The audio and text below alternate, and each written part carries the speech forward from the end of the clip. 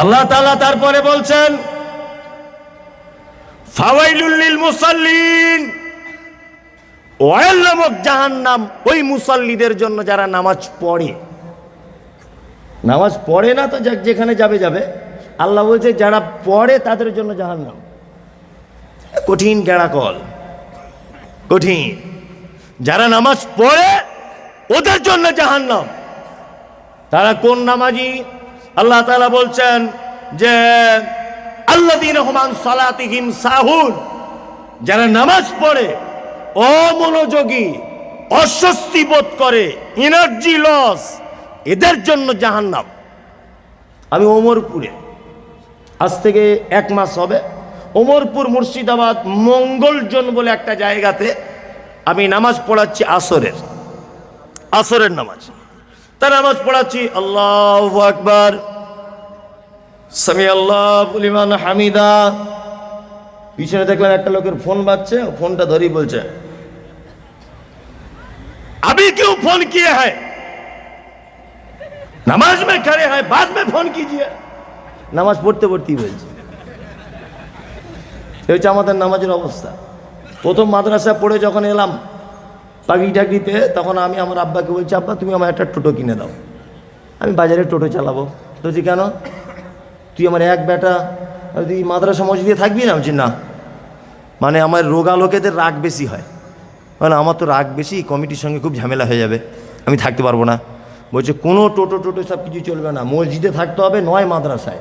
আমি যে নিয়ত করে পাঠিয়েছি নিয়ত আমায় পূরণ করতে হবে, না তো তুমি জমি জায়গা কিচ্ছু পাবে না। খুব ভয় দেখাচ্ছে আর কি।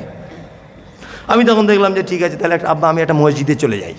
রমজান মাসে একটা মসজিদে গেলাম ইমামতি করতে, রমজান মাসে তারাবি পড়ানোর জন্য। তখন মাদ্রাসা থেকে সবে এসছি, নতুন টাটকা। তা নামাজ পড়াচ্ছি, তারাবি পড়াতে পড়াতে, গরমের দিন খুব, নামাজ পড়াতে রুকুতে মনে হয় আছি, আর সেই সময়তে কারেন্ট চলে গেছে। পিছন থেকে একটা ছেলে নামাজ অবস্থায় বলছে, যার শালা কারেন্টটা চলে গেল। নামাজ পড়তে পড়তে বলছে, যার শালা কারেন্ট চলে গেল। মনে মনে বলছি, এই যদি নামাজের ভিতরে এইরকম বলে, বাইরে হলে কি করতো? নামাজ পড়তে পড়তে বলছে, যার শালা কারেন্ট চলে গেল। আস্তাগফিরুল্লাহ। আমরা নামাজ পড়ি, কোন নামাজীদের জন্য জাহান্নাম? যারা নামাজ পড়ছে কিন্তু কোনো এনার্জি নেই, হচ্ছে হবে, তাই না? আবার কিছু নামাজি আছে, রমজান মাসেই তো তারাবি শুরু হয়ে যাবে, তাই না? আল্লাহু আকবার। একটা হাফেজ সাহেব রাখা হয়েছে মসজিদে, তারাবি পড়াচ্ছে, আলহামদুলিল্লাহি রাব্বিল আলামিন আর রহমানির রহিম মালিকি ইয়াউমিদ্দিন ইয়্যাকা না'বুদু ওয়া ইয়্যাকা নাস্তাঈন। আস্তে আস্তে কিরাতটা করছে, তো কিছু নামাজি বলছে, শালা হাফেজ না গরুর গাড়ি দে, এত লেট হচ্ছে, তাড়াতাড়ি পড়তে পারে না, পাল্টা যত টাকা লাগে আমি দেবো, অন্য হাফেজ যান।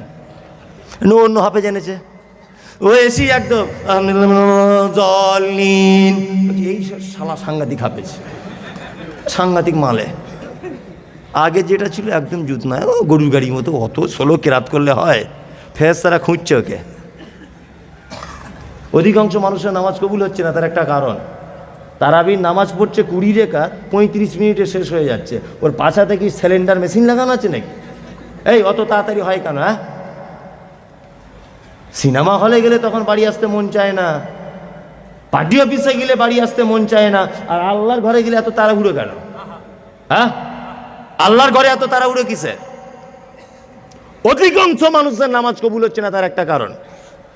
আপনাদের ইটেচাঁদা মসজিদের ইমাম সাহেবের সঙ্গে আমার ফোনে মাঝে সাঝে কথা হয়, ও আমাকে SMS করে, হুজুর কেমন আছেন, আপনার বক্তব্য আমি খুব শুনি, খুব এই অনেক কথা বলে। তো আমি মাঝে সাঝে সময় পেলে ওকে জবাব কিছু দিই যে আলহামদুলিল্লাহ ভালো, আপনি কেমন আছেন, ঠিক আছে 12 তারিখে যাব, এরকম কিছু কথাবার্তা হয় আর কি, মাঝে সাঝে কখনো কখনো হয়। এই যে রমজান মাস আসবেন দেখবেন, মানে পাড়ায় 2টো মসজিদ হলে হাফেজ সাহেবরা কম্পিটিশান করে যে কে কত তাড়াতাড়ি খতম দিতে পারে। করে কি করে না? বুঝে দক্ষিণ পাড়ার থেকেও আমরা আগে করে দিব। এখন ও যে কি কোরআন পড়ছে এটা তো দেখার কেউ নাই, আছে আছে আর ও দেখছে আমার বেতন কম, নামাজ ওদের হয় হোক নাই না হোক চালিয়ে দিই, যেমন তেমন করে চালিয়ে দিচ্ছে। করছে কি করছে না? হচ্ছে আল্লাহু আকবার। আর আমাদের সমাজের অবস্থাটাও ঠিক তেমন। ওই হুগলিতেই আমি ইমামতি করছি, তা একটা লোক এসে বলছে, মৌলভী সাহেব আনন্দ সংবাদ, আনন্দ সংবাদ। বলছে কি আনন্দ সংবাদ? বলছে আমার বেটা চাকরির পরীক্ষা দিয়েছে, দোয়া করবেন যাতে চাকরিটা হয়ে যায়।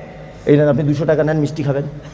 আর আমি তো ছোটো থেকে খুব বদমাইশ, বাপের এক ছেলে, মানে আমার মা আমার বদমাইশি সহ্য করতে না পেরে মাদ্রাসায় পাঠিয়ে দিয়েছিল পিচকুড়িতে। গ্রামে টিকতে পারছিল না, এরকম একটা অবস্থা। তা আমাকে তো চেনে না, বেশি বলছে হুজুর ছেলে চাকরির পরীক্ষা দিয়েছি, দোয়া করবেন। আমি তখন বলছি যে হ্যাঁ অবশ্যই, চাকরি আপনার বেটার হোক, বেতন যেন আমার মতো হয় 2800 টাকা। তো বলছি হুজুর এটা দোয়া কেমন হলো? হ্যাঁ এটা কেমন হচ্ছে না, এই বেতনে কি আর সংসার চলে? তো চাই আপনাদের টাকায় বরকত আছে। 28,000 সমান আমাকে ফতোয়া দিচ্ছে, আপনার টাকায় বরকত আলাদা। তাহলে এক কাজ করুন, আপনার বেটার আর আমার টাকা দুজনে একটু পাল্টাপাল্টি করে নেব। আপনার বেটার বেতনটা আমাকে দেবেন, আমার মসজিদের বরকতের টাকাটা আপনার বেটাকে দেবেন। বলছি এটা কেমন করে হয়? তুমি নিজেরটা ভালো বোঝো, আমার টাকায় বরকত আর তোমার বেটার বরকত নাই, বদমাইশি জায়গা পাও না।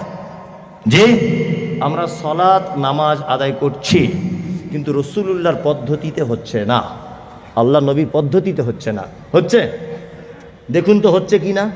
আম্মাজান আয়েশা সিদ্দিকা রাদিয়াল্লাহু তাআলা আনহা তিনি বলছেন যে আল্লাহ রাসূল যখন রাতের সলাতে অর্থাৎ তাহাজ্জুদে, রাতের নফল নামাজে আল্লাহ রসুল যখন সেজদায় চলে যেতেন, আমি আশঙ্কা করতাম যে আল্লাহ রসুল সেজদা থেকে উঠতে মনে হয় ভুলে গেছেন। আল্লাহু আকবার। আর আমরা সেজদায় যাচ্ছি, কে কত তাড়াতাড়ি উঠতে পারে?